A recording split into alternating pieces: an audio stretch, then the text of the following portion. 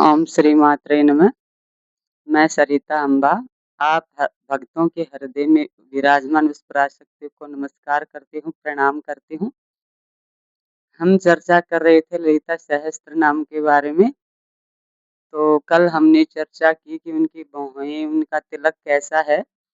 ये माँ की सुंदरता का वर्णन किया जा रहा है और हम एक बालक बन के माँ की सुंदरता का वर्णन कर रहे हैं, नहीं तो माँ का पार तो किसी ने नहीं पाया, ब्रह्मा विष्णु महेश नहीं बता सकते उनकी सौंदर्य का वर्णन। हमारी तो औकात क्या है। पर एक बच्चा अपनी माँ की कैसे मतलब तारीफ कर रहा है, तो उसमें माँ खुश होती है, जैसे भी बोल लो वो। नहीं, मेरे जैसी तुच्छ प्राणी और माँ का वर्णन कर दे तो कभी हो ही नहीं सकता, क्योंकि वो इतनी बड़ी पावर है, उनका वर्णन करना हर किसी के बस में नहीं है और हर किसी का और सुनना भी हर किसी के बस की नहीं है। तो जो चाहेंगी वो ही सुनेंगे और मेरे पे तो माँ ने कृपा की है कि मैं उनका जैसा-तैसा मुझे आता है, वैसा कर रही हूँ उनका वर्णन, तो माँ खुश ही होंगी।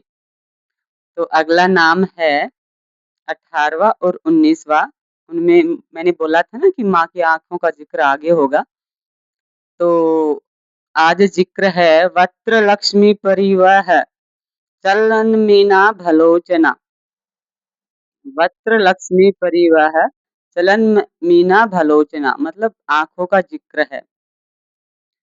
ये जो माँ है, इनकी आँखें इतनी प्यारी, इतनी कोमल, इतनी काली, इतनी घनी कि उनका वर्णन शब्दों से नहीं किया जा सकता है और आँखें ही मोह करती हैं।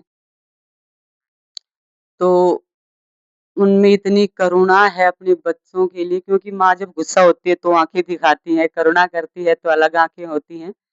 तो इतना प्यार है मेरी माँ की आँखों में कि मैं बता नहीं सकती। मेरी आँखों में आँसू आने वाले हो गए हैं मेरी माँ की व्याख्या करते-करते।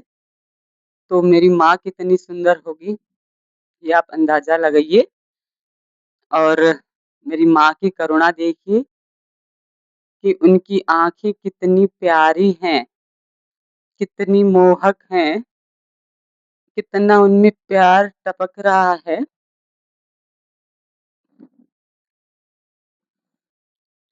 मेरी माँ की आँखों की सुंदरता का वर्णन किया नहीं जा रहा है मेरे से, तो आप समझिए मेरे भाव से कि मेरी माँ की आँखें कितनी प्यारी हैं, कितनी विशाल है माँ की आँखें, तो आप समझ जाइए इससे। आगे है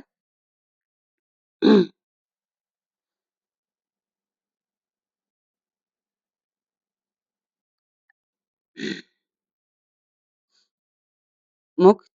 आगे अभी मुख का ज़िक्र था ना?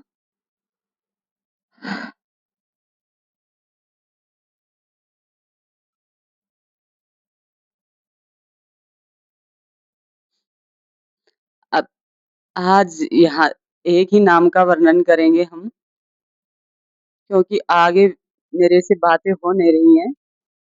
आगे अगला जो एपिसोड होगा उसमें नाक होंगे, होंठ होंगे, मेरी माँ की व्याख्या की जाएगी।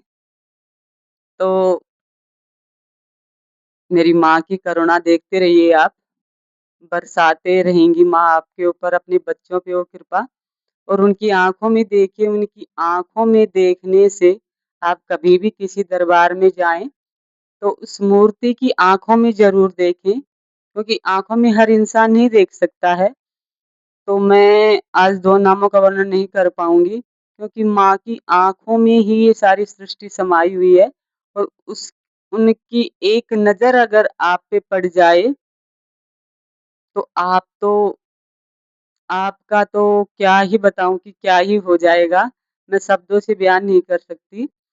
वो बोलते हैं ना कोयले को हीरा बनाना, वो हो जाएगा। तो आप जब भी किसी दरबार में जाएँ, माँ की आँखों की तरफ ज़रूर देखें और उनसे बोलें कि हे माँ एक बार मेरी तरफ निहारो, आप तो जगत जननी हो, जगत को रचाने वाली हो माँ और माँ ज़रूर कृपा करेगी। और आगे कल मिलते हैं। खुश रहिए, मुस्कुराते रहिए, स्वस्थ रहिए, मस्त रहिए।